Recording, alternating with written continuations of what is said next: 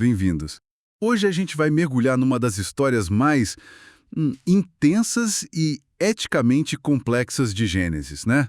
A história de como Jacó conseguiu a bênção de Isaac, que na verdade era para ser de Esaú. Vamos dar uma olhada nas análises e comentários sobre Gênesis 27. Exatamente. É uma narrativa que mistura, assim, um desejo muito forte por bênçãos espirituais importantes, mas que acontece por meio de engano, sabe? Favoritismo dentro da família e, bom, ações humanas bem falhas. Vamos ver como Isaac, Rebeca, Jacó e Esaú lidam, ou melhor, tropeçam nesse momento tão crucial. O objetivo aqui é desvendar as camadas dessa história, né?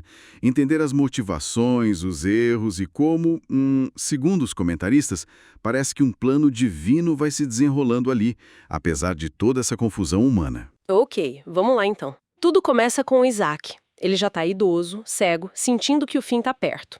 Aí ele decide passar a bênção patriarcal, que significava, tipo, prosperidade, liderança, a continuidade da aliança feita com Abraão, para o filho preferido dele, Esaú, que era o caçador. Isso.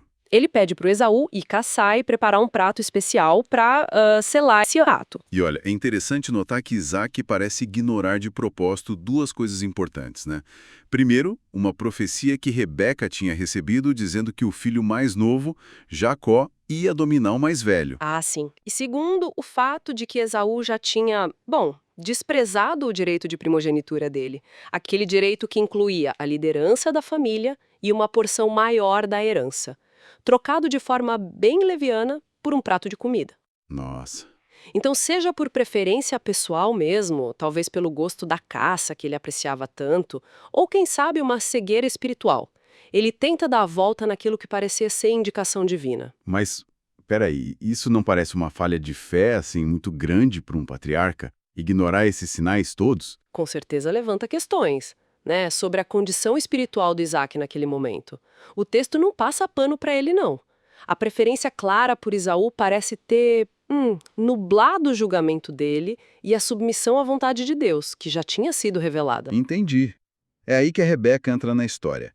Ela ouve o plano e, como estava convencida de que Jacó é que deveria ser o herdeiro e ele era o filho favorito dela, né? Ela bola um plano para enganar Isaac. Isso mesmo. Manda Jacó pegar 2 cabritos, que ela mesma ia preparar para enganar o paladar do Isaac, e diz para ele se passar por Esaú. E a hesitação do Jacó, olha que interessante, ele fica com medo de ser descoberto e acabar amaldiçoado.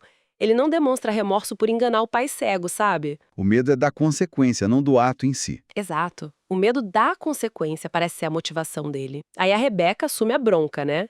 Diz, cai sobre mim a maldição. Um ato de fé, meio distorcida, talvez, ou desespero mesmo.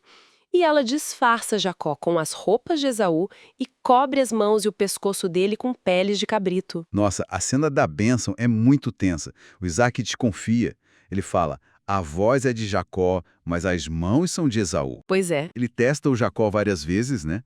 Apalpa, pergunta direto, é você mesmo, meu filho Esaú? Sente o cheiro da roupa, come, bebe, pede um beijo, e o Jacó mente repetidamente.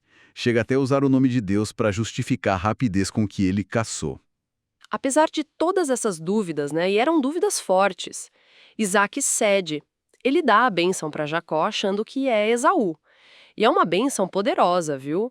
Promessas de terra fértil, fartura, domínio sobre outros povos e sobre o próprio irmão. E sela a linhagem da aliança.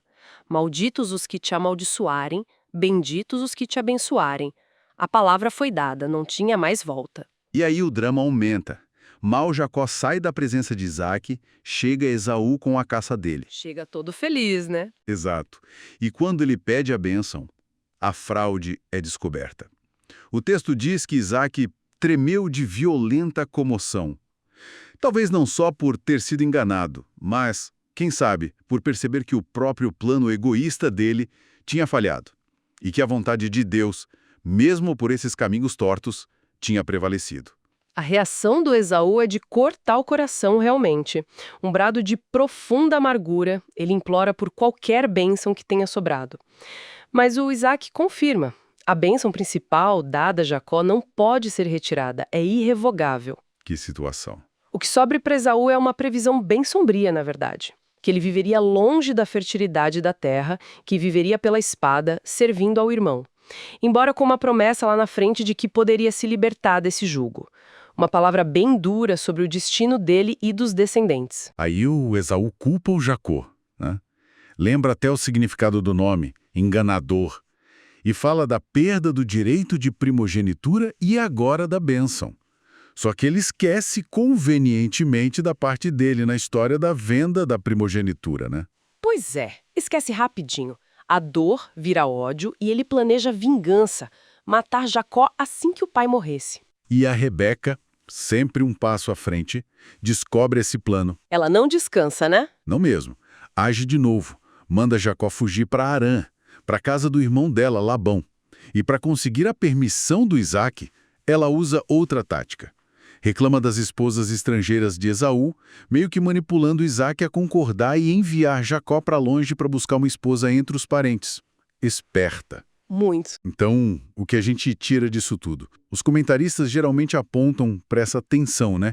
Entre a soberania de Deus que cumpre seu plano de escolher Jacó e a responsabilidade humana. As ações erradas, pecaminosas mesmo, de Rebeca e Jacó, não são aprovadas, mas de alguma forma Deus usa tudo isso para cumprir seus propósitos. Exatamente. A história expõe as consequências bem dolorosas do engano, do favoritismo dos pais, da falta de confiança em Deus, e isso dentro da família escolhida para levar a promessa adiante, né? Ninguém ali age de forma totalmente correta e todos sofrem as consequências.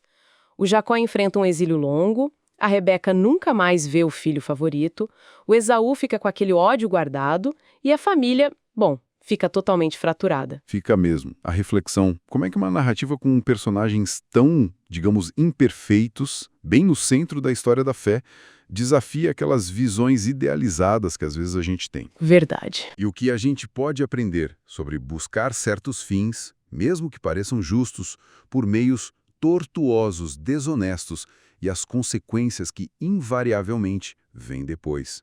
É algo para a gente continuar pensando a respeito.